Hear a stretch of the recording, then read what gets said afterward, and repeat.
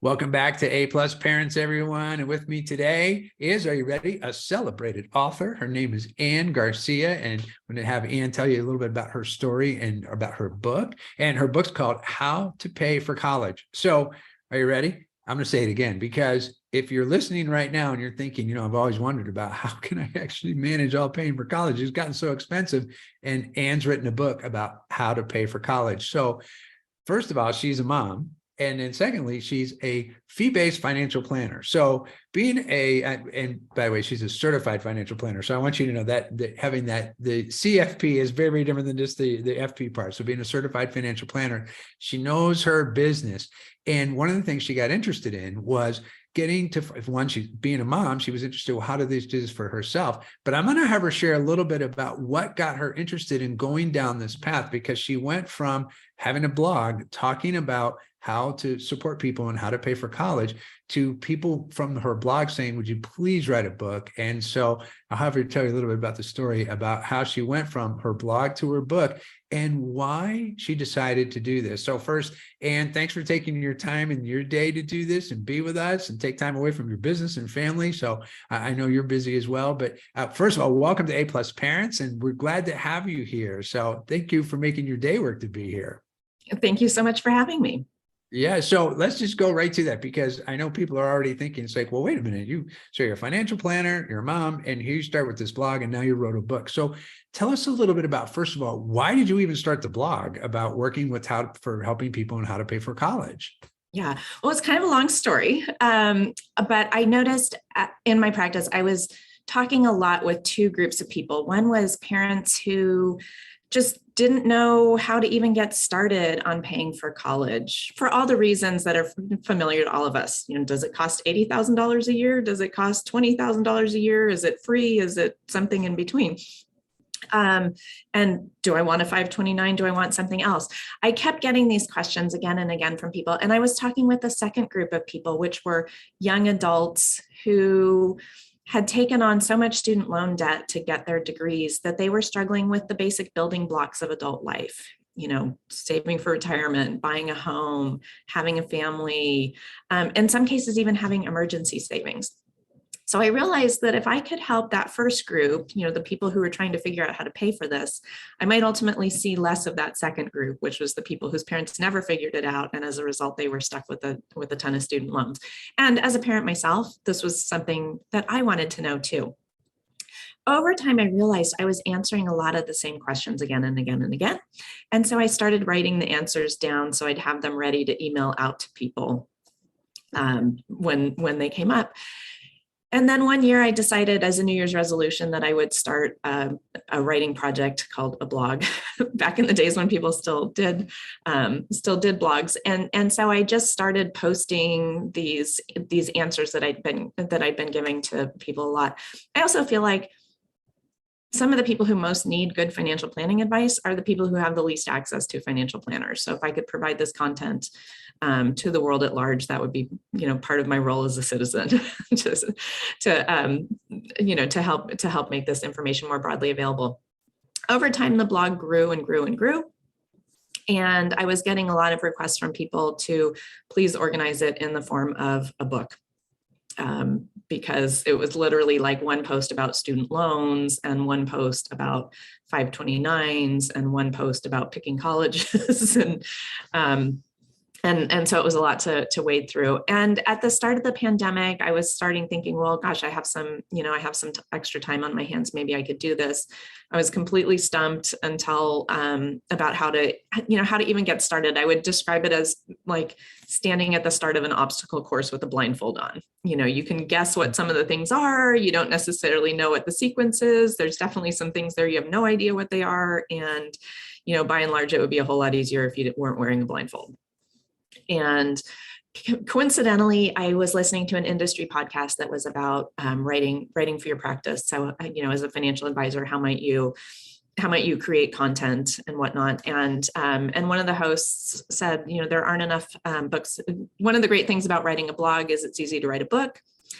And by the way, there aren't enough books in our industry by women. If that's you and you want to write a book, I want to help you. And so I reached out. He liked my writing samples, liked my concept, introduced me to a publisher, and helped me take off the blindfold and run the obstacle course of writing a book. That's amazing. So it's really great too, because, and I can imagine being somebody that you're reading a blog and you see one thing, and I know they'll have you share a little more about the 529. So it's like, because people are like 529, there'll be some people that know what that is, some people that don't, right? But they're seeing that. And then the next thing you're talking about college credits and, where they are, or college, how to apply to a college. And you've got all these different things going on. So I could see why people would want that in a book format. So how great that you found a mentor to guide you through that process. And Yeah. it's great too, because there's people listening right now who always have that desire to write a book, and it's looking at like, well, how do you do that? So blogging is a great way to get started, to get your ideas going and to start getting topics together. And then you can take it and you can start to piece together what the book looks like from there. So that's really, really awesome. So it's great. So you had young now, young adults coming to you with a lot of student loan debt, and they're trying to figure out how they pay it down and what do they do, and just trying to get their life sorted out to go from there. And then as well as parents asking the same question so that doesn't happen to their young people as they grow older. So when you start looking at all this and you start putting all this together, when you look at things like there's federal aid, there's merit aid and scholarships, and how do all those things work? How do you see that there's some similarities or differences between them? Yeah, and it is a really complex puzzle with a lot of different pieces. I think how you start looking at those pieces depends on how old your kids are. If you're a parent of young kids, the best thing you can do is start saving for college, because the more savings you have, the more choices your child is going to have. There are lots of ways to save for college. For most families, the best way to do it is in a 529 plan. 529 plan is a dedicated college savings account. It's tax advantaged. The growth in the account is tax-free. The distributions are tax-free as long as they're used for qualified higher education expenses. And most plans are run by states, and many states also give you a tax benefit for your contributions. So as a young parent or a parent of young children, your best college planning step to take is to set up a college savings plan, ideally a 529, set up an automatic monthly contribution into it of whatever amount works for your family, and go from there. Once your kids get a little older and you have a little bit more of a sense of who they are as students and what your budget for college looks like, then it's important to start looking at the different types of scholarships that are out there. And scholarships fall broadly into three categories. There's institutional need-based aid, there's institutional merit-based aid, and then there are outside scholarships. The institutional scholarships tend to be the biggest ones. Some are awarded on the basis of need, which just means that your family's ability to pay, as calculated by the FAFSA or the CSS profile, not as calculated by you, Right. is lower than the cost of attendance at the college, and the college offers scholarships to fill that gap. So that's need-based aid. Need-based aid can also include funds from the federal government, funds from state need-based programs. It can also include student loans and work study. Institutional merit awards are scholarships that colleges give to attract the kind of students that they want to attract. A lot of parents think this is athletic scholarships, but really the kids who clean up on merit scholarships are the mathletes. The vast majority of institutional merit aid goes to good students, and that's good based on GPA and test scores. But there are lots of institutional scholarships that come from other sources too. A lot of smaller private colleges want to be able to say they have students from all 50 states. And so you could be, if you're from a small state that's not where the college is, you might be the only student from your state applying. Many colleges offer scholarships to students whose families are in specific career paths, oftentimes first responders, teachers, nurses, people like that.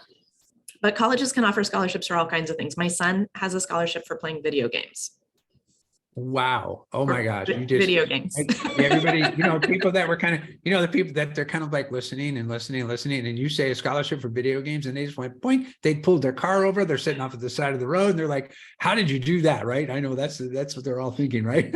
Yeah. Yeah. And I'll tell you, esports are a big thing on college campuses right now. Okay. So they have, team, video game they have video game teams, and my son's college promoted their video game teams to varsity level last year and gave everyone not just a scholarship to help offset their tuition, but a grant to buy a computer so that they can play in tournaments. Wow. Oh, that's very cool. Wow. Good. Yeah. Good for him. Okay. Well, good for you. Right. So Yeah, so all that video gaming was not for nothing. right. Oh, that's great. Oh, it's so good. I'm actually glad to hear that. I'm glad that they, that they're kind of looking at things like that. Now, you mentioned one thing, and we talked a little bit about this before we came on the air, was that, a lot of our, our listeners live in the homeschool world, like I do myself. And one of the things, and I know that, that sometimes colleges, when they look at a transcript and they see that you're homeschooled, they sometimes will kind of push aside that grade point average, that GPA, and they'll be like, well, you're homeschooled. So, which is unfortunate because our homeschoolers are some of the brightest and just amazing, amazing young people that are ready to enter the college world. Mm-hmm. But knowing that, that they sometimes do that, I think sometimes they get looked at where if they're doing for a merit scholarship, they've got to go over and beyond even more. So their test scores really matter. They're going to look a lot at their test scores, and obviously the SAT and the ACT scores. But have you, when they're looking at those merit scholarships, and have you seen that kind of varies across, no matter kind of what, all the states kind of look at that kind of the same way when they see that homeschool applicant, they're like, oh, homeschool. All right, let's focus on your test scores, right? Or what else have you been, right? Well, so I would say a couple of things. One is, as homeschooling has become more common, colleges are becoming more used to it. That doesn't mean that they treat it the same, they treat a homeschool GPA the same as a college GPA. I think it's really helpful for homeschool parents early in your student's high school career to get in touch with your in-state public colleges and find out what their requirements are, how they treat GPA, how they calculate it, any considerations that you need to be aware of, because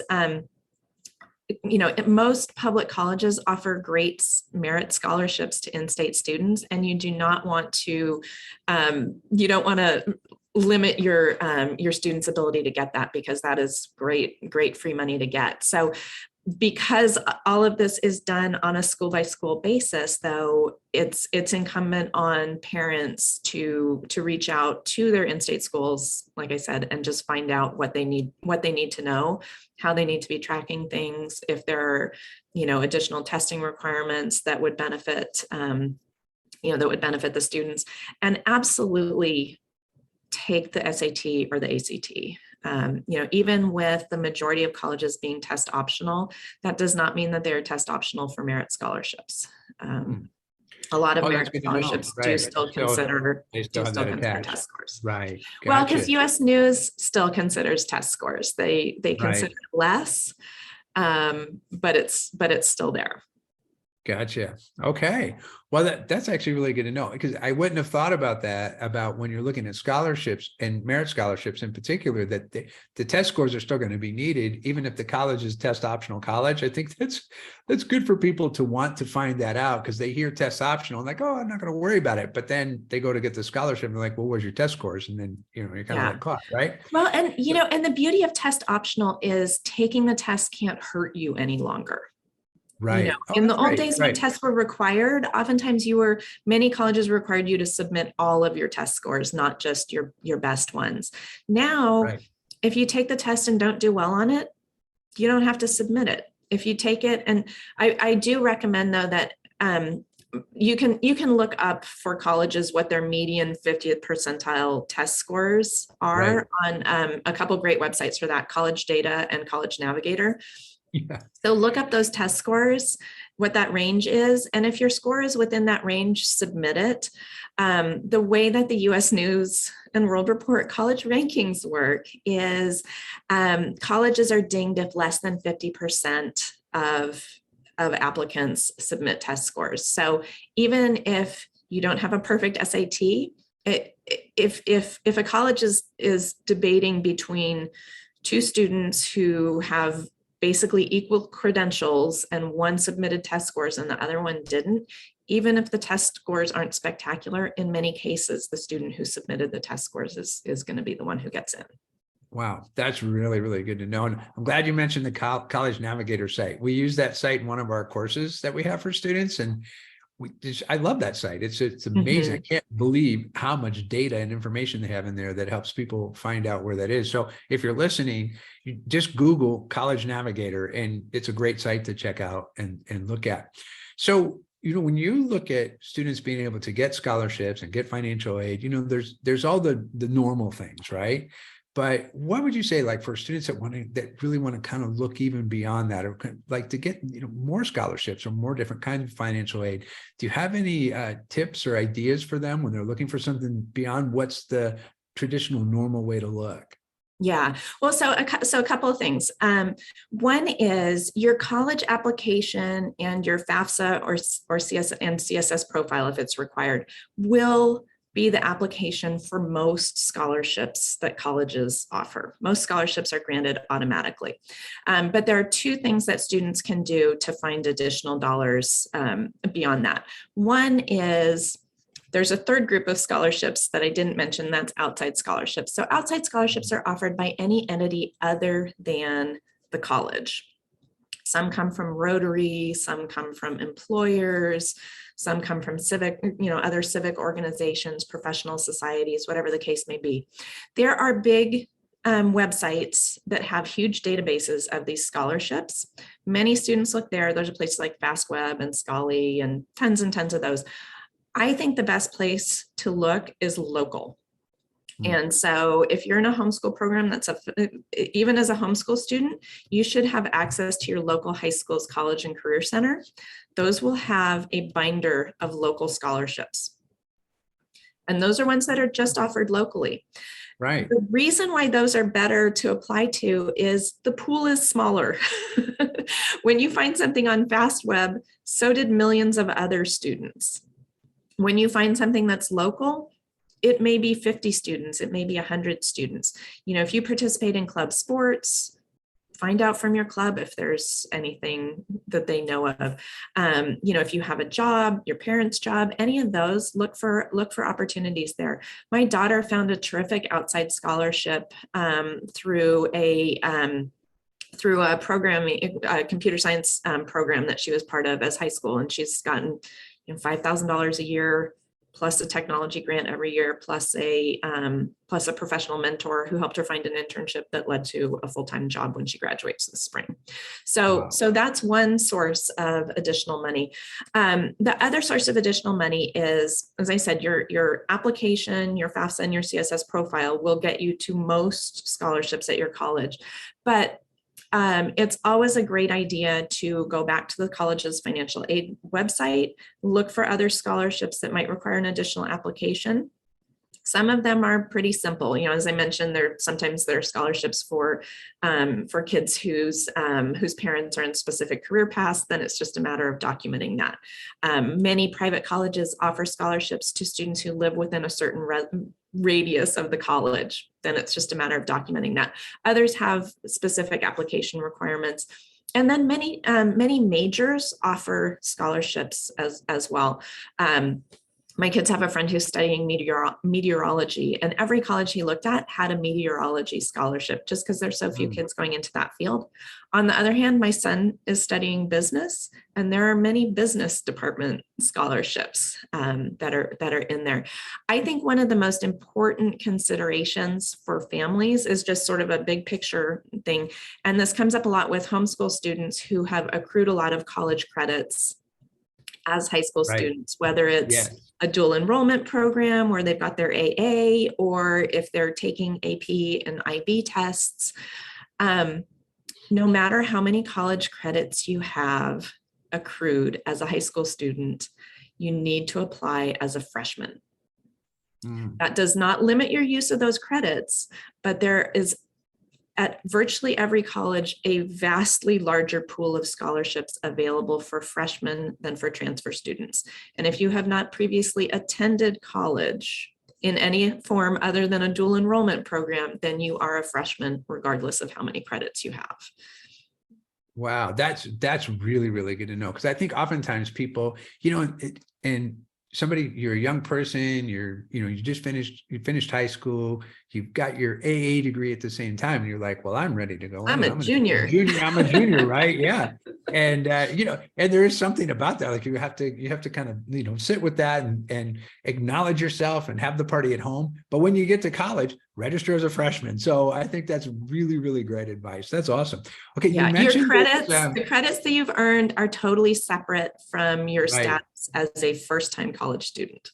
Gotcha. I'm going to come back to the credit thing in a moment, but you mentioned something a couple of times, and it's called FAFSA. Is it FAFSA? If I'm saying that right, FAFSA. FFA. Tell us a little bit about that. So for people that are listening and they weren't quite sure what that is, tell us about what that is. Just a little more about that, why people should know about it, and then we'll come back. I want to talk a little more about the credits too. Yeah, so the FAFSA is the free application for federal student aid.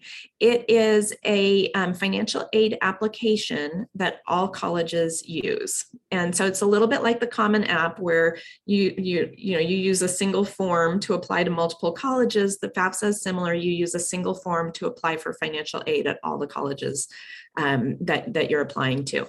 The FAFSA, because it's the Department of Education's form, is also the application for the direct student loan, for Parent Plus loans. It's what gets you eligible for a Pell Grant, for work study. Oh, Beyond awesome. that, it's a tool that colleges use to be able to evaluate all students' ability to pay on a consistent set of metrics. I think there's a very common misperception about the FAFSA, which is that it's the tooth fairy. It is not the tooth fairy. So just the fact that you have a low expected family contribution, which is the number that the FAFSA calculates, does not mean that every college is going to offer you need-based scholarships. Some colleges do, some colleges don't.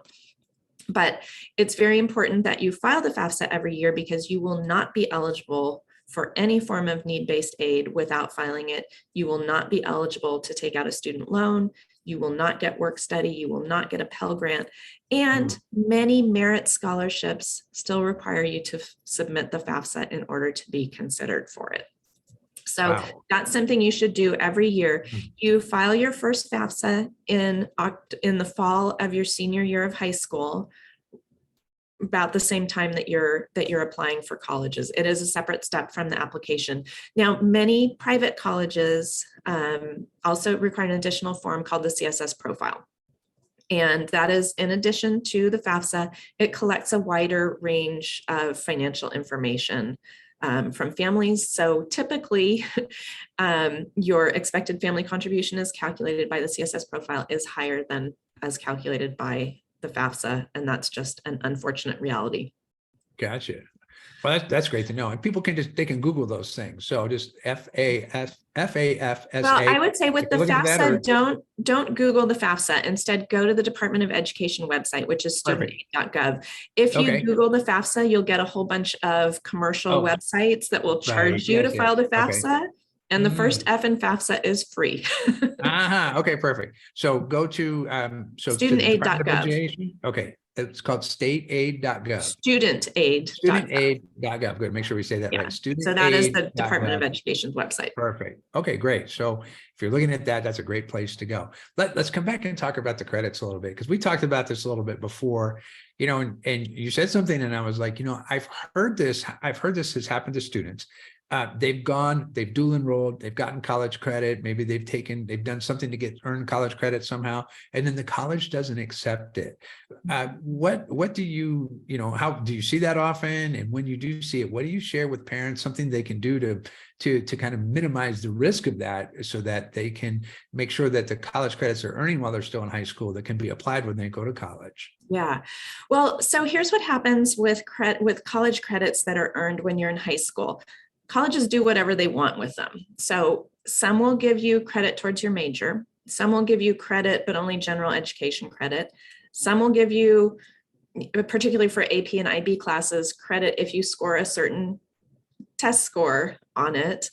And some will give you placement, but no credit. And some will give you nothing. My Wow. daughter did a full IB diploma in high school and got 0 credit for it. And in fact, had to take placement tests in math and science. The good news is colleges publish their transfer credit policy. And so you can, for the colleges that you're interested in, Google the college name and transfer credit policy.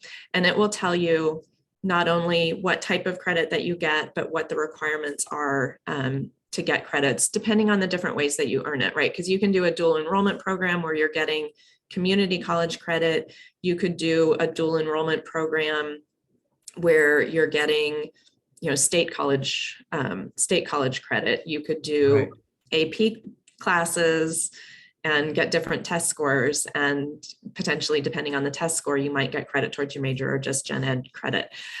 Credit towards your major is always the most valuable. However, many majors, because of course sequencing, are still going to be 4-year programs, particularly in STEM fields where specific courses are only taught during specific academic terms. So even in the case of a student who earns a lot of credit, whose college accepts all that credit, you still might not be on a 2 or 3 year path to graduation, depending on your major. But that is all information that you can find. And if that's important to you, find out before you apply. That's great. Wow. It's great because, thinking about your background as a certified financial planner and then hearing this just wealth of information you have about that whole college experience, about what to look for and the application process, just really, really great. I know people are probably pausing this, rewinding it, listening again, taking notes, writing things down. So it's just really, really awesome. Let's look back at the financial side of things. So, when you start to look, when's the right time really? Because, we always think, and I think the right time always sounds like it's someday, right? But there really is a right time to start really preparing and planning for the college costs. When do you start advising parents that when's the best or right time to do that? Yeah. So first of all, it's never too early. It's also never too late. That's good. So if you're the parent of a high school student who has never looked at this topic before, you're not too late.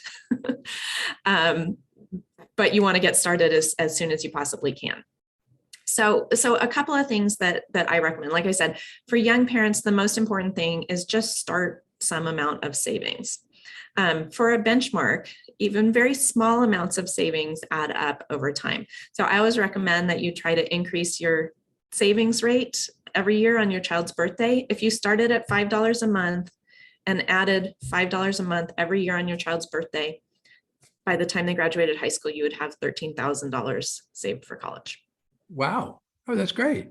Yeah. Well, that's really great. So, if you can do more than $5, you'll have more than that. Right. And students whose families have saved for college, even in small amounts, not only enroll in college at higher rates, but they graduate from college at higher rates. So you are doing your child a huge favor by saving for college, not only because you create more choices by having more savings, but you increase the likelihood of them graduating from college. And that's where the benefits of college come from, is from actually earning a degree.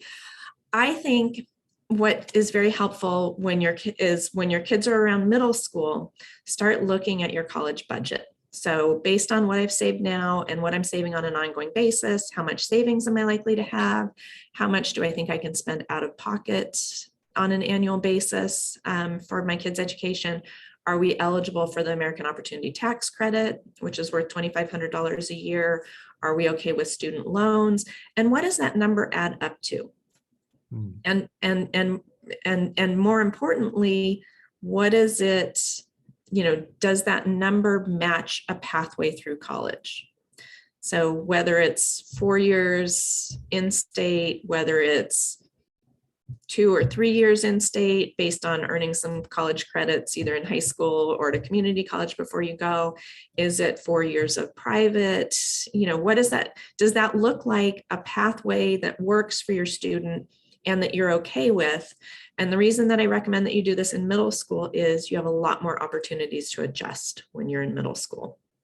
And adjusting can mean trying to save more, trying to increase your budget. It can also mean adjusting your expectations for what college is going to look like and adjusting the conversations that you have with your student about what college pathways are open to them. You That's can do great. that process at any point along the way. And then the other thing that you can do at that point is on the studentaid.gov website, there's a tool called Student Aid Estimator. And you can punch your financial data into that and it will give you an estimate of your expected family contribution, which is the number that the FAFSA calculates. And that is the number that the federal needs analysis methodology says your family should be able to pay for college every year. Now, if that number is lower than the cost of attendance at a college, your family could be eligible for need-based aid. If that's an important consideration for you, and then just know that you should be applying to colleges that meet financial need. If that number is higher than the cost of college, then the scholarships that your student is eligible for are merit scholarships. And so regardless of how much actual savings you have for college, if that number is too large, you will not get need-based scholarships. And then you need to find merit scholarships. Wow. That's great. Well, and it's great because you're at that point too, having conversations with young people, they're being included in what you're doing. You can look together and see, the different kinds of colleges and what's available. And that's really awesome.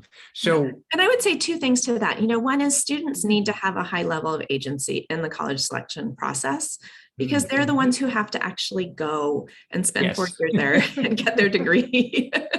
Right. But they need guidelines. They need parameters for those choices. I think for parents, the most helpful way to present those parameters is on the basis of goals. So instead of, sorry, kids, we haven't saved for college, it's community college for you. How about, it's our goal that you get out of college debt-free. And we have been saving as much as we can. And we know that we can pay for at least 2 years of in-state college. You may be able to find other options beyond that, and we will support you in that. But for you to graduate debt-free, we know that we can support you for 2 years of in-state school. Right. Oh, that's great. And that's great too, because everybody participates in that. And I was one of those young people, I did my first 2 years at the community college level. And it's so funny now you hear community college and I don't even think they're hardly any of them are called a community college anymore, but back in my day, that's how it was. But that was the same thing with my parents. And like, we're going to support you through, we've got 2 years taken care of, but the first 2 years are on you. It's like, okay. So it was that, so that was how we made that work. So, there's a lot of conversation about student loans. And even, I was reading something today and they're talking about, like the forgiveness of student loans. And the fact that the government is looking at having to forgive student loans is a sign that there's too much student loan debt out there, whether they end up doing it or not doing it or whatever. And even, people have all kinds of different, opinions about that's happening. But what can't be argued about is that there's a high level of student loan debt out in the world among young people that are now young adults and trying to make it in life. And here they have this student loan hanging over their head. So, are student loans really something that families should consider? That's such a good question. And yeah, you would think from the news that's out there right now that student loans are a one-way ticket to the poorhouse. Right. And there are some specific groups who struggle with student loans. One are people who go to graduate school, particularly in professions that aren't so highly compensated. We always think of doctors and lawyers and we're like, why should we help them out? Veterinarians have doctorates. Physical therapists in many states have doctorates. Teachers require master's degrees. Mm-hmm. Social workers require master's degrees. There are lots of highly compensated professions that have significant degree requirements, and students borrow to get those degrees, and they borrow more than they can afford to repay. Another group is students who go to for-profit colleges. And, think of the schools that are always being sued by the Department of Education because they're granting degrees that aren't worth the paper they're printed on, to say nothing of the hundreds of thousands of dollars that students paid to attend them. So Right. that's another group that struggles with student loans. A third group that struggles with student loans is students who enroll in college, take out loans, and don't graduate because they have the student loan debt and not the earnings power to pay it off. Students who go to college for 4 years, take out the direct student loan, which is the federal student loan for undergraduates, and graduate, have a very, very low default rate of their student loans, as long as that's the only student loan debt that they hold. If you took out the maximum federal direct student loan every year for 4 years, the total amount you can borrow is $27,000. With the interest accrued, you'd owe somewhere around $29,000, depending on what interest rates look like in the coming years. And that translates to a monthly payment of somewhere around $325 to $350 a month. Gotcha. That is more than supported by the earnings differential that a college degree commands in the workforce. So if the direct student loan is the difference between going to college and not going to college, or going to a perfect fit college and going to an okay fit college where you might transfer, you might not graduate in 4 years, or something else might go off the rails, and that's the only borrowing you're going to do, that is an absolutely okay place to be. It's where you get outside of the federal programs that you really get into trouble, or Parent Plus loans. I mean, that's really, the Parent Plus loans are the one of the fastest growing segment of borrowers, and those are parents who are taking out the federal student loans to pay for their kids' college. Gotcha. Wow. There's so much, and as you were sharing, I was hearing the different categories you might fall in, right? And as I'm hearing you share that, it just if I was a young person listening, one of the things I would start to consider, because it's not mom and dad's responsibility to pay that student loan back. It's yours as the young person who's going to be accruing that later.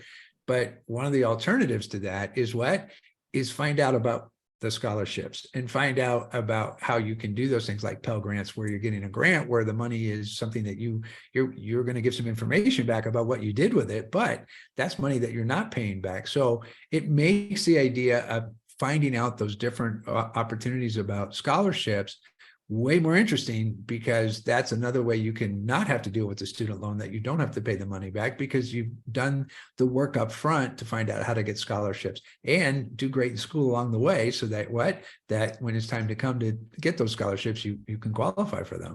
Yeah. And one of the best tools for families to use to find out about scholarships is what's called a net price calculator. So I mentioned the student aid estimator. That tells you what the federal needs analysis methodology says you should be able to pay for college. It doesn't say what college is going to cost. Every college is required to have a tool on its website called a net price calculator. And you punch your information into that, and it will tell you what students like you currently pay to attend that college. They're not a guarantee. They're not foolproof. They're not a great tool for families whose income varies a lot from year to year, because your aid award is going to vary a lot from year to year if it's on the basis of need. I will say for my daughter, who applied to a lot of private colleges, we did the net price calculators for all of them, and every aid award she got was within $2,000 of what the net price calculator had said. So we found them to be reasonably accurate, and we also found them to be a great tool to cross some schools off the list. Right. Because we had a budget for college, and if the net price calculator didn't come within that budget, the school was off the list. It costs about $100 to apply to a college, between application fee, sending test scores. If they require the CSS profile, you pay to send that out. So even though it's really easy in the Common App to just check off a few more boxes and apply to a lot more schools, the costs add up pretty quickly. So applications are something that families should budget for as well. And think of it, if you're going to apply to 10 colleges, it's probably going to cost you $1,000. Gotcha. Wow, that is just so great to know. Okay, so now I know people right now are like, that was so much information. And they were driving in their car and they're like, I didn't get to write any of it down, right? But I'm going to take again all of this they can find in your book. Is that Correct. and they get, okay, awesome. So tell everyone, so how can they get your book? Yeah, so my book is called How to Pay for College. It's available from Amazon, from bookshop.org, from bookstores, anywhere, depending on how you like to buy your book. How you like to buy your books. And then I also have an online course version of it called the College Financial Plan Masterclass. That is on my website at howtopayforcollege.com. And we do have a 10% discount code for listeners, which will be awesome. in the show notes. Yes, it will. Great. Well, and in the show notes, we'll have all the different ways to get your book, and also finding out about your self-paced program, the study class that you have for it, and how to get the 10% discount. So I know people are going to be interested in that as well. So that's great. And thank you so much for for making your day work. I have to tell you, I got educated just listening to you. It's like there was things that I didn't know about. I was like, oh my gosh, this is so great to know. And I've got two that are kind of en route, thinking about college, what they're planning on doing. So it's good for us to start looking as well. So it's really, really great. So again, thank you for being here today. And I hope for people that are listening, they get a chance to check your book out and find out more about what you're up to. Well, thank you so much for having me. Absolutely. All right, everyone. Well, thanks for tuning in to A+ Parents, and we'll see you next time. Thanks, everyone. Bye.